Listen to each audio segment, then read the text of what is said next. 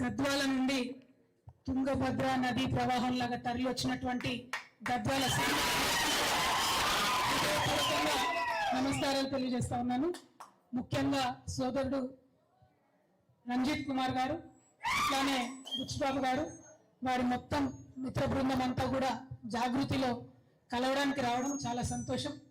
మరి రంజిత్ని నాకు పరిచయం చేపించినటువంటి ప్రసాద్ అన్న గారిని, అట్లానే వేదిక మీద ఉన్నటువంటి కోల శ్రీనివాస్ గారు, పుస్కూర్ శ్రీకాంత్ గారు, తమ్ముడు నవీనాచారి గారు, ప్రజాపతి నరేష్ గారు, ఇస్మాయిల్ అన్న గారు, శివారెడ్డి గారు, అట్లానే వేదిక మీద ఉన్న ప్రవీణ్ ముదిరాజ్ గారు, మరియు అందరికీ కూడా హృదయపూర్వకంగా నమస్కారాలు.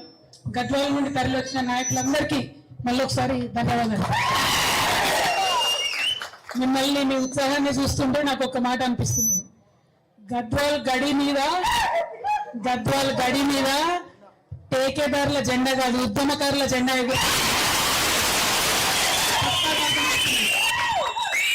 ఎందుకంటే ఉద్యమంలో కొట్లాడి రాష్ట్ర సాధనలో ముందుండి ఆ తర్వాత కూడా అనునిత్యం ప్రజల మధ్యలో ఉంటూ ఒక యువకుడిగా ఉస్మానియా యూనివర్సిటీ స్కాలర్గా పోయి ఉద్యోగం చేసుకోవచ్చు, హ్యాపీగా ఫ్యామిలీని చూసుకుంటూ ఉండొచ్చు.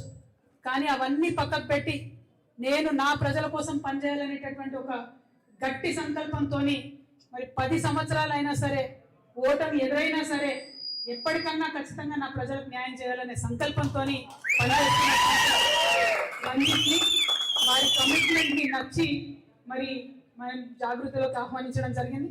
మా ఆహ్వానం మేరకు జాగృతిలో మీ మొత్తం బృందంతో వచ్చినందుకు అందరికీ కూడా మనస్ఫూర్తిగా ధన్యవాదాలు. గద్వాల్ అంటేనే మన అమ్మ జోగులాంబ, ఆ అమ్మవారి దయతోని ఖచ్చితంగా రాష్ట్రం అంతా బాగుంటుంది. గద్వాల ప్రజల జీవితాల్లో కూడా మంచి మార్పును తీసుకొస్తామని ఈ సందర్భంగా తెలియజేస్తా ఉన్నాం. మనకు తెలుసు గద్వాల్ అంటే ఏం మాట్లాడతారు, ఒక పక్క చేనేత కష్టాలు, ఇంకో పక్క సీడిపత్తి కష్టాలు, ఇంకో పక్క దేశంలోనే అత్యంత వెనుకబాటుతనం ఉన్న ఐజా లాంటి మండలాలు. మరి 80 ఏండ్లు గడిల పాలన నడిచింది. ఒకటి బంగ్లా, ఇంకోటి బంగ్లా. వీళ్ళ ఇద్దరి పాలన 80 ఏండ్లలో ఆడపిల్లలు కనీసం చదువు చెప్తలేరు ఐజా మండలంలో. దేశంలోనే లాస్ట్ నంబర్లో ఉన్నది. ఇక మరి కేటితోటి మండల్, ఐజా మండల్, గట్టు మండల్, ఇవన్నీ కూడా ఒకటిని మించి ఒకటి వెనుకబాటుతనంలో పోటీ పడుతున్న పరిస్థితి ఉన్నది. మరి అంత గొప్ప గొప్ప వాళ్ళు ఉంటే ఎందుకు వెనుకబాటుతనం అని ప్రశ్నిస్తున్నటువంటి నడిగడ్డ పోరాట సమితి ఆ నాయకులకు అందరికీ కూడా మళ్ళీ అభినందనలు. ఆ స్పిరిట్ అట్లనే ఉండాలి, ఎందుకంటే పోరాటం ఇంకా కొంచెం కొనసాగుతుంది. ఆ బంగ్లను పక్కకు తప్పించి గద్వాల గడి మీద ఉద్యమకారుల జెండా ఎగిరేంత వరకు కూడా ఆ పోరాటం, ఆ కోపం, ఆ దుఃఖం దాచుకొని ఉండాలి. ఎందుకంటే మొన్న వచ్చినాం రైతు గర్జన సభకి, ఆ రోజు చెప్పినాం మా సీడిపత్తి రైతులకు అన్యాయం జరుగుతుందని. ఇక్కడ దాకా వస్తుంది, హైదరాబాద్ దాకా రైతుల్ని తీసుకొస్తుంది, అన్యాయం జరుగుతుందని చెప్పింది. ఇప్పటి వరకు కూడా ఈ కాంగ్రెస్ ప్రభుత్వంలో మరి అలీబాబా 40 దొంగల్లాగా, అరుణమ్మ అండ్ 40 మంది ఏజెంట్లు వాళ్ళ బ్యాచ్ బందిపోట్లలాగా రైతుల్ని దోచుకుంటుంటే కనీసం ఆ సీడిపత్తి డబ్బులు ఇవ్వకపోవడం ఇప్పటి వరకు అంటే చాలా అన్యాయం. ఆ 200 కోట్ల రూపాయలు తక్షణమే విడుదల చేయాలని మేము మళ్ళొకసారి తెలంగాణ జాగృతి తరఫున డిమాండ్ చేస్తూ ఉన్నాం. మరి గద్వాలకు వచ్చిన రోజు అక్కడ చేనేత కార్మికులు చూసి మనం ఆ రోజు డిమాండ్ చేసినాం, లోన్లు పెండింగ్ ఉన్నాయి ఇవ్వమని. ఆ లోన్లు ఇప్పుడు వచ్చినాయి. కానీ ఇక ముందు చేపట్టాల్సిన అనేక చేనేత కార్యక్రమాలని మొత్తం కూడా ప్రభుత్వం నిర్వీర్యం చేస్తున్నటువంటి పరిస్థితి కనబడుతున్నది. రాష్ట్ర వ్యాప్తంగా ఉన్న చేనేత కార్మికుల పక్షాన నేను ప్రభుత్వాన్ని డిమాండ్ చేస్తా ఉన్నాను. ఖచ్చితంగా వాళ్ళకు ఉచితంగా ఇవ్వాల్సినటువంటి నూలు కావచ్చు, రంగులు కావచ్చు, యథావిధిగా ఆ స్కీమ్స్ అన్ని కొనసాగించాలని చెప్పి చేనేత కార్మికుల పక్షాన కూడా నేను డిమాండ్ చేస్తా ఉన్నాను. మరి తమ్ముడు రంజిత్ పేర్లనే విజయం ఉన్నది. రంజిత్ అంటేనే జయం, రంజిత్ అంటేనే విజయం. కాబట్టి రేపటి నాడు తెలంగాణ జాగృతి జెండా చేతికి పట్టుకొని ముందుకెళ్తున్నా అని చెప్పిండు. గద్వాలనే కాదు, ఉమ్మడి మహబూబ్ నగర్ జిల్లాలో అన్ని చోట్ల కూడా జాగృతి జెండా రెపరెపలాడేలాగా చేస్తా అని చెప్పిండు. మరి వారి స్ఫూర్తి ఖచ్చితంగా ఉంటది. ఎందుకంటే మనం మొన్న సడన్ గా అనుకోకుండా ఆల్ ఇండియా ఫార్వర్డ్ బ్లాక్ నుండి గద్వాలలో సింహం గుర్తిస్తే మరి మొట్టమొదటి విజయం గద్వాల జిల్లానే ఇచ్చింది. రేపటి నాడు కూడా రేపటి నాడు కూడా మరి కౌంటింగ్ లెక్క పెడితే ఎమ్మెల్యే సీట్లల్లో మొట్టమొదట గెలిచేది కూడా మన ఆ అమ్మవారి దయతోని ఈ సత్యం నెరవేరుతుందని నేను బలంగా నమ్ముతా ఉన్నా. ఒక మాట అన్నాడుతాను, బహుజన బిడ్డలకు అవకాశాలు వస్తలేవు, ఉద్యమకారులకు అవకాశాలు వస్తలేవు. వాస్తవమే, చాలా చోట్ల అదే జరుగుతున్నది. అయినా కూడా ఆ యొక్క ఎమ్మెల్యేల ఆగడాలు అట్లే కొనసాగుతున్నాయి. మీ అందరికి గుర్తుండొచ్చు, బాహుబలి సినిమా వచ్చింది. బాహుబలి మొదటి సినిమా వచ్చినప్పుడు అందరికీ పెద్ద ప్రశ్న ఉండేది, కట్టపై ఎందుకు చంపిడు బాహుబలిని, అవునా కదా? ఇప్పుడు గద్వాలంతా ప్రశ్న ఏంటంటే బండ్ల కృష్ణమోహన్ రెడ్డి ఏ పార్టీలో ఉన్నాడు, అర్థమవుతుందా? అటువంటి పరిస్థితి ఉన్నది. ఆయన కూడా అర్థమైతలేదు ఏ పార్టీలో ఉన్నాడని. అడిగినాం చివరిసారి కూడా, పోయినసారి కూడా, ఎక్కడున్నావు అన్నా, నువ్వు ఏ పార్టీలో ఉన్నావు అంటే కనీసం చెప్పలేని పరిస్థితి ఉన్నది. అంటే బీఆర్ఎస్ పార్టీ కూడా ఒక అచేతనమైన స్థితిలో, పార్టీని వదిలిపెట్టి కాంగ్రెస్లకు పోయినటువంటి ఎమ్మెల్యేలు కూడా మొయ్యాల్సిన పరిస్థితిలో ఇవాళ ఉండడం.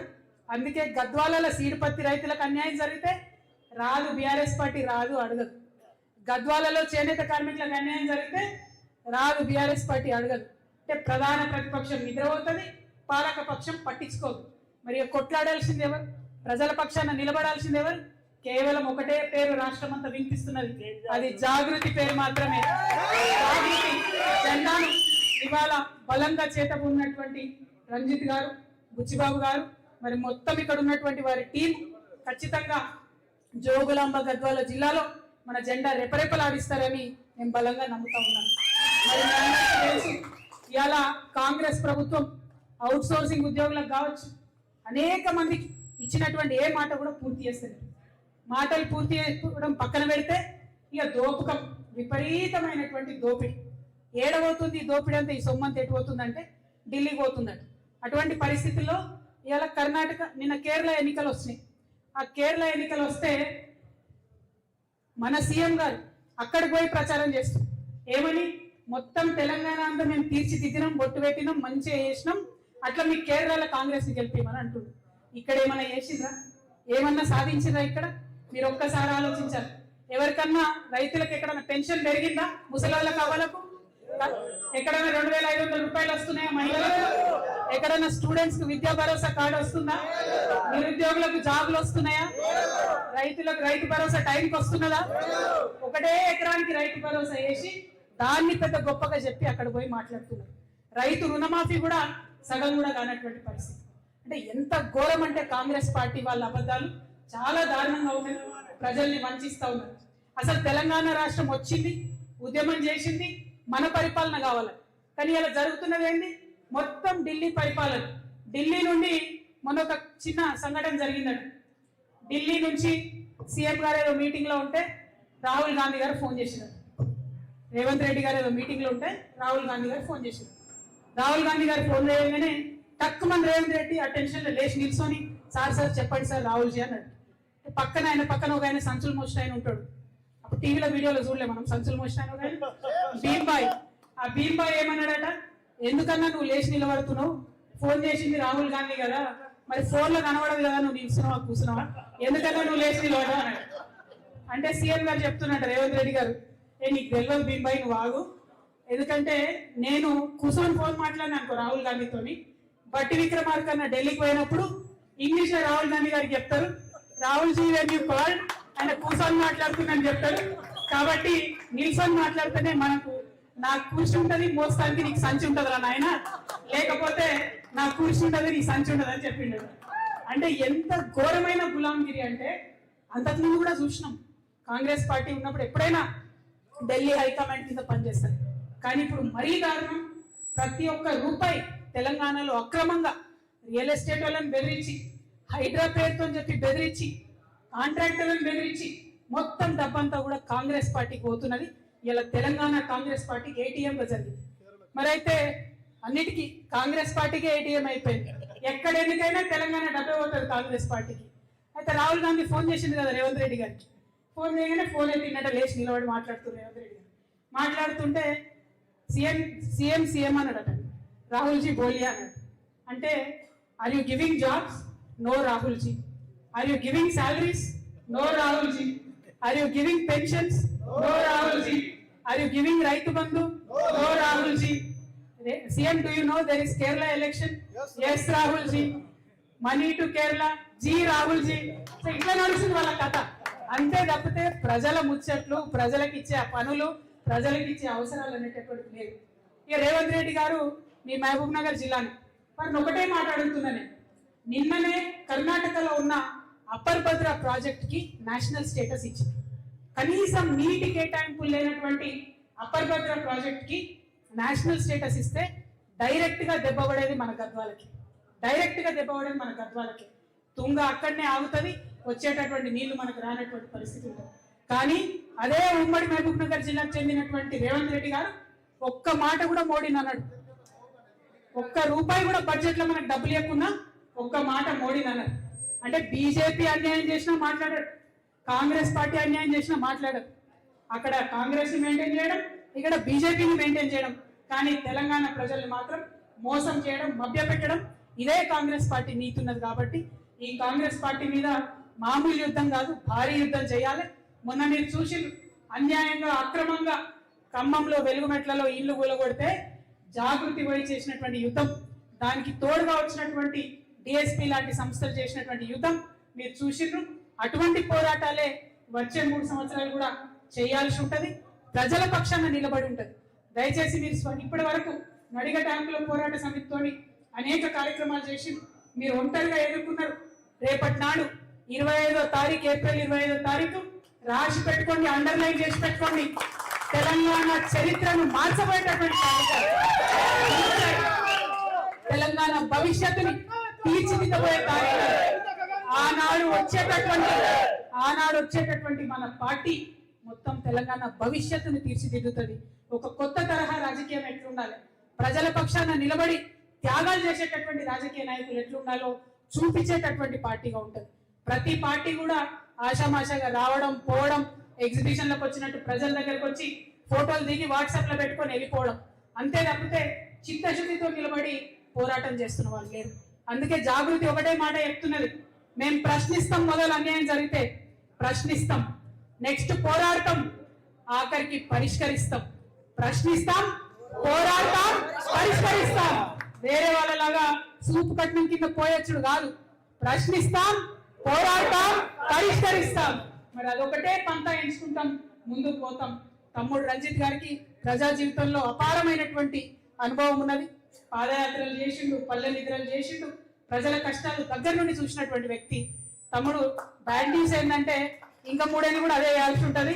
అధికారంలోకి వచ్చిన తర్వాత ప్రజల జీవితంలో మంచి మార్పు తెచ్చేటటువంటి ప్రణాళికలు వేస్తున్నాం. ఇంటర్నేషనల్ లెవెల్లో ఉన్నటువంటి బుద్ధిజీవులతో, మేధావులతో చర్చలు జరుపుతున్నాం. అద్భుతమైనటువంటి ఎజెండాను 25వ తారీఖు నాడు ప్రకటించబోతా ఉన్నాం. కలిసి వచ్చేటటువంటి శక్తులందరినీ కూడా కలుపుకొని ముందుకు పోతాం. కానీ ప్రజల మధ్యలోనే ఉంటాం, పప్పన్నం తింటాం, పాదయాత్ర వేస్తాం, అంతేనా? ప్రజల మధ్యలోనే ఉంటాం, వారి సమస్యలు పరిష్కరించడానికి వారితోనే కలిసి నడుస్తాం. ఎందుకంటే ఇవాళ ప్రతి ఒక్కరు కూడా పెద్దవాళ్ళ గురించి మాట్లాడుతున్నారు, కానీ నేను కోరుకునేది ఒకటే, సామాన్యుల చేత, సామాన్యుల కోసం, సామాన్యుల వల్ల వచ్చేటటువంటి సర్కార్ రావాలి. వచ్చిన తర్వాత కూడా సామాన్యుల కోసమే పనిచేయాలి. అటువంటి సర్కార్ రావడానికే తెలంగాణ జాగృతి ప్రయత్నం చేస్తున్నది. జాగృతికి ఉన్నటువంటి ఒక సాంస్కృతిక నేపథ్యం, పల్లె ప్రజలతో ఉన్నటువంటి అనుబంధం రేపటి నాడు తెలంగాణను తీర్చిదిద్దడంలో, ఇండియాలో నంబర్ 1 చేయడంలో మనం ఖచ్చితంగా ముందడుగేస్తాం, ముందటుంటాం. మరి తెలంగాణ ఆడబిడ్డగా, మీ అందరి అక్కగా, సోదరిగా నేను ఒకటే మాట ఇస్తా ఉన్నా. నేను ఇవాళ నడిగ ట్యాంకుల పోరాట సమితి నుండి వేలాదిగా తరలి వచ్చిన మీ అందరి రాజకీయ భవిష్యత్తును కూడా కాపాడుకునే బాధ్యత కూడా నాదే. మీ అందరి మీద ఏ చిన్న ఇబ్బంది రాకుండా మీ ఎవరికి కూడా ఏ క్షణమైనా మీకు మద్దతుగా మేము ఉంటాం. రంజిత్ నాతోని గత 5 నెలలుగా ప్రయాణం చేస్తూ ఉన్నారు. వారికి తెలుసు ఎంత ఫాస్ట్ గా రెస్పాండ్ అవుతామో, ఏ ఇష్యూ ఉన్నా ఎంత పరిష్కరిస్తామో, ఎట్లా అండగా నిలుస్తామో తనకు తెలుసు. మరి మీ అందరికి కూడా రంజిత్ అదే విధంగా ఉంటాడు. కాబట్టి గద్వాల యొక్క భవిష్యత్తును మారుస్తాం, తెలంగాణ యొక్క భవిష్యత్తును మారుద్దాం. కొత్త నెత్తుర్ని, కొత్త రాజకీయాన్ని, కొత్త రాజకీయ శక్తిని ఈ గడ్డకు పరిచయం చేద్దామని చెప్పి తెలియజేస్తూ మీ అందరి దగ్గర కూడా నేను సెలవు తీసుకుంటున్నాను. Thank you. జై తెలంగాణ, జై జాగృతి. ఇప్పుడు మండలాల నుండి వచ్చినటువంటి నాయకుల పేర్లు పిలుస్తారు. వారిని ఒక్కొక్కరిగా చేర్చుకుందాము. Thank you. జై తెలంగాణ. శ్రీధర్ నడుగు పోలమ్మ సిద్దిపేట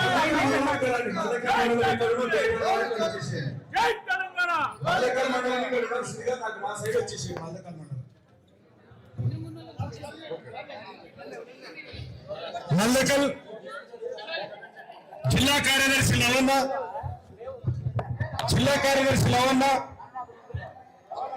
మల్లకల్ మండల అధ్యక్షుడు విష్ణు, గోపాల్ మల్లకల్ నుంచి గోపాల్, కృష్ణ మల్లకల్ ఉప్పరి కృష్ణ, హర్ష, ప్రేమరాజ్, అన్వేష్ మల్లకల్ అన్వేష్, ప్రేమరాజ్, కిష్టన్న మీసాల కిష్టన్న. మీరు సైన్స్ మల్లకల్లో పెట్టి మీతో ఎరుక్కున్నాడు. తొందర స్పీడ్ వెళ్ళిపోవాలి. గోకారి మల్లకల్ అమరవాయి గోకారి, అమరవాయి లక్ష్మణ, మీసాల కిష్టన్న, అడిరాల చెరువు కృష్ణ, సర్పంచ్ అడిరాల చెరువు కృష్ణ, గుండన్న ఉప సర్పంచ్ గుండన్న, రాజు బలిజ రాజు, నేతోడిపల్లి తిమ్మప్ప. రావాలి తొందర స్పీడ్ గా రావాల. మంగంపేట గోవిందు, సత్తనూరుపల్లి రామకృష్ణ, సత్తనూరుపల్లి కృష్ణ, ఉల్లిపల్లి నేతన్న. మీరు ఇట్లా రాకండి, నా సైడ్ నుంచి రావాలా. నా సైడ్ నుంచి మాత్రమే రండి. నేతన్న ఉల్లిపల్లి, లక్ష్మణ ఉల్లిపల్లి, ఆసన్న ఉల్లిపల్లి, వీరేష్ ఉల్లిపల్లి, గొర్రెల తిమ్మప్ప ఉల్లిపల్లి, రాముడు దాసరపల్లి రాముడు, రమేష్ సర్వేష్